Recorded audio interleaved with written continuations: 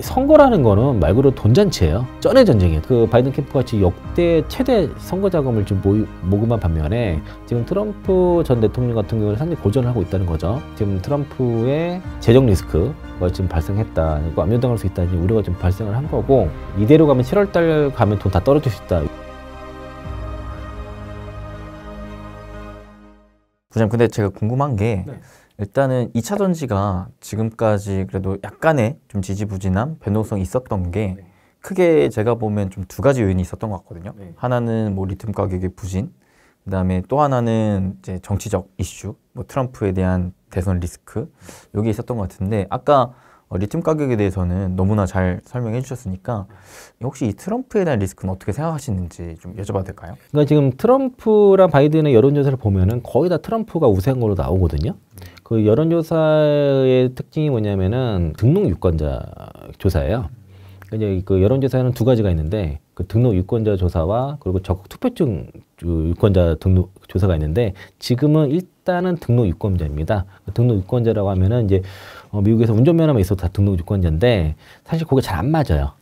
실제로 이제 그 중간에 이제 보궐선거 같은 거 이렇게 있다 보면은 민주당이 압승을 했었거든요. 그게 이제 이유가 이제 여론조사는 분명히 앞섰는데 민주당이 이긴 이유가, 정확하려고 하면 그 적극 투표증 유권자 조사를 하게 되면 그건 좀 맞습니다. 굉장히 잘 맞는데, 아직까지는 그래서 여론조사를 완전하게 믿기는 어렵지만 그래도 전체적으로 트럼프가 굉장히 다 앞서가는 걸로, 유리한 걸로 나오기 때문에, 여기 대해서 그러면 이제 트럼프가 직접적으로 IRA법을 폐지한다고 말하지는 않았는데 그게 정책 자료에 있습니다. 트럼프의 그 정책 자료에 거기에 들어있다 보니까 트럼프가 만약에 대선에 성공할 경우에 IRA법 폐지하고서 뭐 우리나라 보증 주기로 한 거 다 취소한 거 아니야, 이런 우려가 있었는데, 그렇죠. 지금은 시장에서는 이게 공화당 우세 지역에 더 배터리 공장이라든가 합작 공장들이 많이 있고, 그리고 초당적으로 지지를 한 법안이고, 또 이제 이게 이제 뭐 이제 전기차 침투율이 10% 넘은 구간에서는 되돌릴 수 없다, 이런 여러 가지 이유 때문에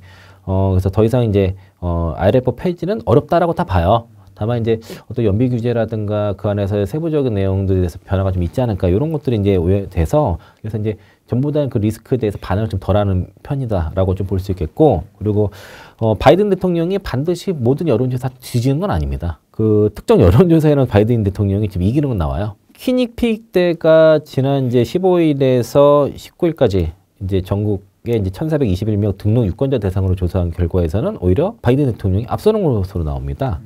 대략 49대 45로 4포인트 앞섰고요. 그리고 이제 여기에 그 로버트 케네디 후보까지 넣은 다자 대결에서도 바이든 대통령이 38%로 1% 정도, 37% 트럼프를 이제 앞선 것으로 나왔는데, 이게 이제 매달 지금 발표를 하고 있는데 번번이 다 바이든이 이기는 거 나옵니다, 여기서는.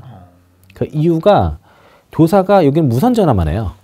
다른 조사들은 유선 전화를 섞거든요. 여기는 무선 전화만 합니다. 그 이유가 이제 미국인은 50% 이상이 유선 전화가 없기 때문에, 그래서 이제 무선 조사만 하고 있고, 그리고 이제 평일 오후부터 5시, 그리고 주말에 추가 조사의 시간을 딱 정해서 하고, 전화를 받지 않으면 4번 이상 다시 전화해서 일과 시간 이후에 반복 조사를 해서 하다 보니까 이 조사 방법이 아무래도 다른 조사보다 민주당 성향 지지 사람이 젊은 층이라든가 유생 인종이 더 많이 포함된 게 아니냐라는 그런 일단 분석이 있는데, 또 특이한 거는 일단 바이든 대통령이 불리할 만한 그 건강에 대한 질문을 하고요. 또 트럼프 전 대통령의 약점인 그 윤리 의식에 대한 문항도 같이 넣었습니다. 그래서 이제 설문에 그 윤리 의식이라든가 이런 사법 리스크에 대한 질문을 넣게 되면 트럼프가 약한 걸로 나와요, 대체로.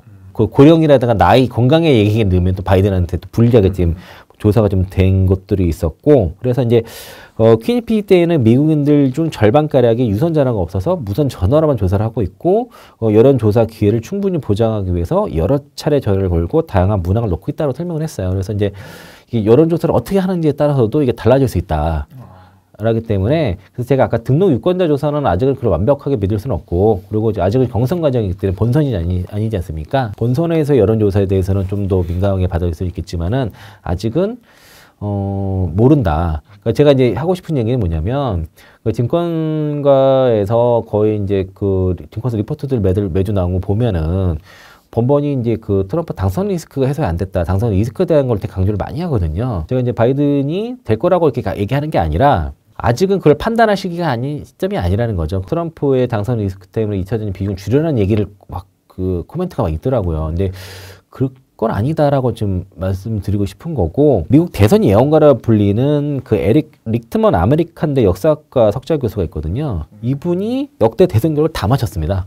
아, 그래요? 네, 다 맞췄어요. 10차례 대선 결과 다 맞췄어. 그래서 이분이 그 조사하는 퀀트 모델이 있어요. 13가지 모델이 있는데 거기에 지금 그 바이든 대통령이 8개인가 앞서 있고 트럼프가 3개 정도 앞서 있는 걸로 나와서, 그래서 이분은 바이든이 이길 거라고 예언을 하고 있는 상태이니까, 그러니까 반드시 트럼프한테만 유리한 조사만 있는 건 아니다. 그러니까 이런 것도 있다라고 보면은, 그러니까 아직은 이거를 뭐 트럼프가 당연히 될 것처럼 그렇게 받아들인 거는 무리가 있다라고 요 얘기를 좀 하고 싶은 것이고, 추가적으로 제가 드리고 싶은 얘기가 트럼프의 사법 리스크와 재정 리스크입니다.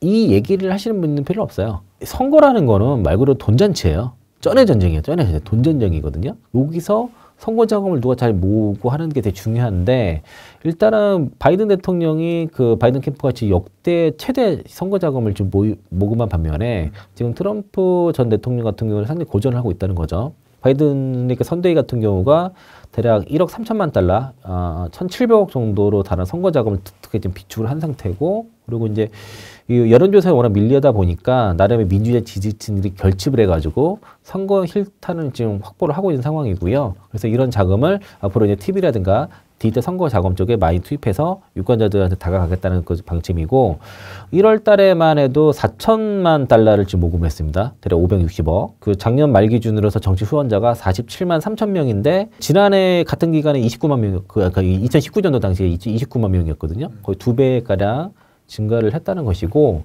반면에 이제 트럼프 전 대통령 같은 경우에 1월 달 후원금이 이제 88만 달러, 117억 정도 모금했고, 그 바이든 대통령의 모금액의 20%에 불과하다. 요거랑 지금 트럼프 캠프가 1월 말 기준으로 3천만 달러 지금 은행 그 잔고를 신고했습니다. 그러니까 작년 말 대비해서 3,300만 달러에서 오히려 감소를 했고, 정치 후원자가 51만 6천 명을 후원했거든요. 4년 전 2019년 말에 74만 명에서 22만 4천 명 줄었습니다.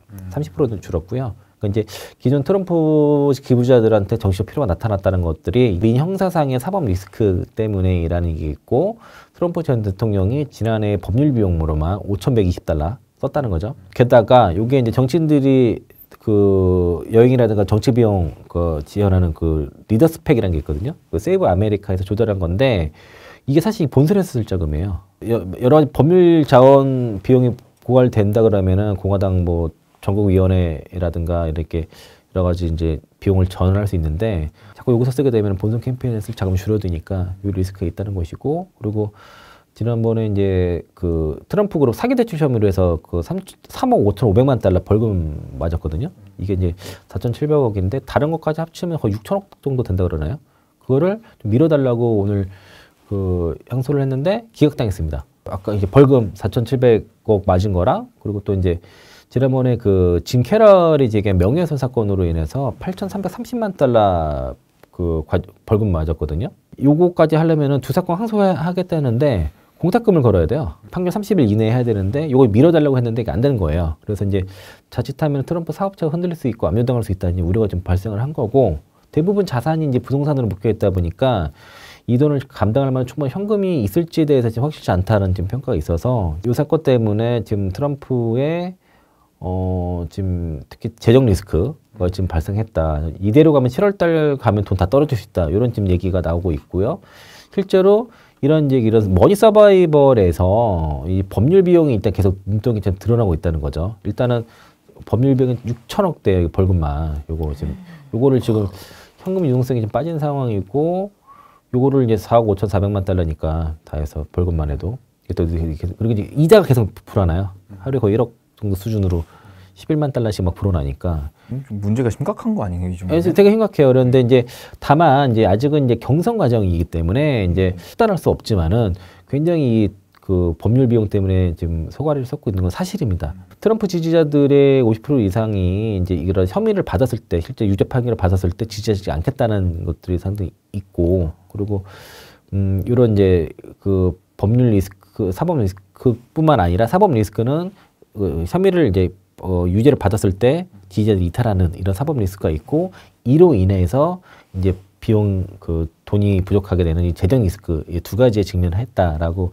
봤을 때는 우리가 이제 단순하게 트럼프가 무조건 된다 이렇게 속단하기보다는 이런 리스크도 있기 때문에 고려했을 때는 중립적인 정도 관점에서 저는 이제 이런 얘기를 자꾸 하는 게 바이든이 될 거라고 강조드리는 게 아니고요. 아니고 그냥 중립을 지켜야 된다. 중립적 바에서 투자 관점에서는 뭐 누가 될지 모르겠지만은 아직은 모른다. 그리고 반드시 트럼프가 유리한 건 아니다.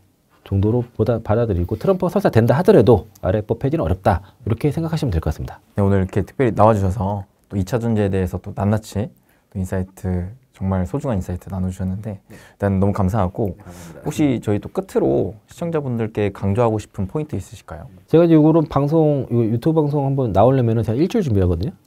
여기 이제 1시간짜리 준비하려고 다른 열심히 자료 준비하고 공부하고 하는데 너무 감사합니다. 그래서 이제 2차 전지 투자하신 분들 고객들이 되게 많고 전국에도 제가 제일 많다고 봐야 되는데 공부를 다 되게 열심히들 하시더라고요. 강의도 열심히 들으시고 웬만한 유튜브 방송도 다 들으시고 그리고 자료도 강의도 막 다 들으시고 강연에서 다 찾아가서 보시고 그런 분 되게 많으시거든요. 엄청 열심히 하세요. 근데 그런 분들 특징이 일단은 본인이 공부한 만큼 그 생각 나름의 그 투자가를 갖고 계시고 그리고 스스로 책임질 줄 아신다는 겁니다. 이제 단순하게 방송을 보시고 그 누가 이렇게 좋다고 해서 거기서 샀는데 올라갔을 때는 어차피 자기 수익이잖아요. 떨어졌을 때 손실이 나면 누구 탓을 한다는 거죠. 그런 분들이 보면 결국에는 못 버티고 손절하고 포기하는 경우가 더 많고, 그러니까 본인 스스로 공부가 안 되면은 주식이 하락했을 때 못 버팁니다. 그래서 그렇죠, 이제 그렇죠. 일단은 본인이 이제 일단 공부가 먼저 돼야 될 것이고요. 그런 다음에 그러니까 투자는 그 다음이다. 일단은 본인 스스로가 내가 이 산업에 대해서 확신이 없는데 누구 말만 듣고 해서 샀을 때 그걸 뭐 올라가면 바로 올라가면 좋은데 그리고 떨어졌을 때 버티지 못할 뿐만 아니라 또 올라가더라도 금방 팔아요. 큰 수익을 내지 못하고 파는 경우들이 많이 있기 때문에 그래서 이제 그런 거를 염두했을 때는 일단은 나름의 성공 투자 하시는 분들 보면은 공부량이 상당하시더라 라는 게 좀 그 고객들의 특징이거든요. 그랬을 때는 이제 만약에 이거를 지금에서라도 뭐 하시겠다 하신 분들은 뭐 바로 뭐 개설해서 그 계좌 개설 매수를 하시기보다도 조금 좀 산업에 대해서 제가 아까 말씀드린 투자 포인트들을 충분히 납득하고 한다고 했을 때 그럴 때 투자량이 맞기 때문에 나름의 좀 공부를 먼저 선행했으면 좋겠다 의견 드리겠습니다. 네, 이렇게 해서 오늘 이창환 부장님 모시고 다양한 이야기 나눠봤습니다. 우리 여러분들 스스로도 열공하시면서 좋은 결과 얻으시길 함께 응원하며 마무리하겠습니다. 여러분 행복 되세요. 안녕히 계세요.